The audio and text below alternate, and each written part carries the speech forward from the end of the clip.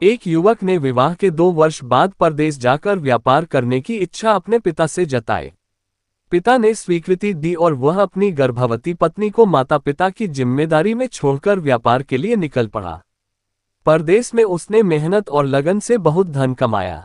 17 वर्ष बीत गए। इस दौरान उसने न कभी घर आने की सोची और न ही परिवार से ठीक से संपर्क किया। जब उसकी मेहनत ने उसे संतोष दिया तो उसने अपने घर लौटने का निर्णय लिया। उसने अपनी पत्नी को पत्र लिखकर अपनी वापसी की सूचना दी और जहाज से यात्रा शुरू कर दी। यात्रा के दौरान जहाज में उसे एक उदास व्यक्ति मिला। युवक ने उसकी उदासी का कारण पूछा। उस व्यक्ति ने बताया, मैं इस देश में ज्ञान के सूत्र बेचने आया था, लेकिन यहाँ के लोग इसे खरीदने को तैयार नहीं हैं। युवक को ये सुनकर आश्चर्य हुआ। उसने सोचा, इस देश ने मुझे बहुत कुछ दिया है। यह मेरी कर्मभूमि है और इसका मान रखना मेरा कर्तव्य है। उसने ज्ञान के सूत्र खरीदने की इच्छा जताई। व्यक्ति ने कहा, मेरे हर ज्ञान सूत्र की कीमत 500 स्वर्ण मुद्राएं है। युवक को यह सौदा महंगा लगा, लेकिन कर्मभूमि का सम्मान रखने के लिए उसने 500 स्वर्ण मुद्राएं दे दी। व्यक्ति ने ज्ञान का पहला सूत्र दिया, कोई भी कार्य करने से पहले 2 मिनट रुककर सोच लेना। युवक ने इस सूत्र को अपनी किताब में लिख लिया। कई दिनों की यात्रा के बाद वह रात्रि के समय अपने नगर पहुंचा।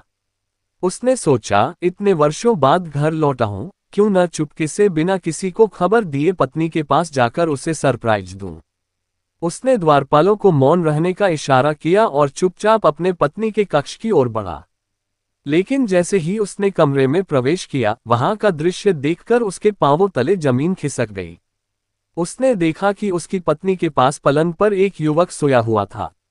युवक को देखकर सेठ का क्रोध 7वें आसमान पर पहुंच गया।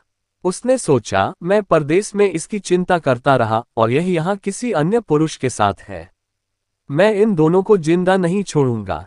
उसने गुस्से में तलवार निकाल ली और वार करने ही जा रहा था कि अचानक उसे जहाज पर खरीदा ज्ञान सूत्र याद आया, कोई भी कार्य करने से पहले 2 मिनट सोच लेना। ये सोचकर उसने तलवार पीछे खींच ली, लेकिन तलवार एक बर्तन से टकरा गई और बर्तन गिरने की आवाज से उसकी पत्नी की नींद खुल गई। पत्नी ने जैसे ही अपने पति को देखा, उसकी आंखों में खुशी छलक उठी।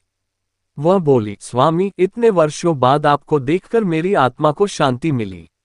आपके बिना ये जीवन सूना सूना था। इन 17 वर्षों का इंतजार कितना कठिन था, यह मैं ही जानती हूँ। सेठ का क्रोध अब भी शांत नहीं हुआ था। उसने पलंग पर सोए युवक की ओर इशारा करते हुए पूछा, ये कौन है? पत्नी मुस्कुराए और युवक को जगाते हुए बोली, बेटा जाग, देखो तुम्हारे पिता लौट आए हैं। युवक उठकर प्रणाम करने के लिए झुका। प्रणाम करते समय उसकी पगड़ी गिर गई और उसके लंबे बाल बिखर गए। पत्नी ने कहा, स्वामी, यह आपकी बेटी है।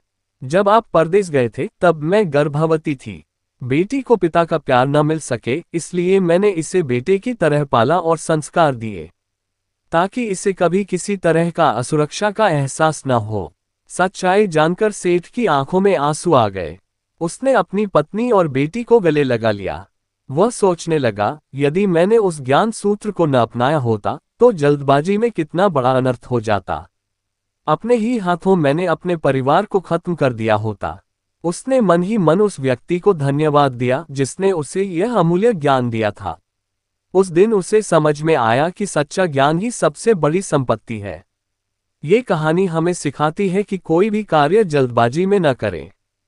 सोच समझकर लिया गया निर्णय हमें कई बड़े संकटों से बचा सकता है। साथ ही ज्ञान की महत्ता और धैर्य के महत्व को भी इस कहानी के माध्यम से समझा जा सकता है। ज्ञान का मूल्य कभी धन से नहीं आंका जा सकता। यह अनमोल होता है और जीवन की हर कठिनाई में हमारी रक्षा करता है। अगर आपको हमारी जानकारी पसंद आई हो तो अपने मित्रों और परिवारजनों को शेयर करें तथा हमारे YouTube चैनल स्टोरी स्टूडियो 2024 को सब्सक्राइब करें। धन्यवाद।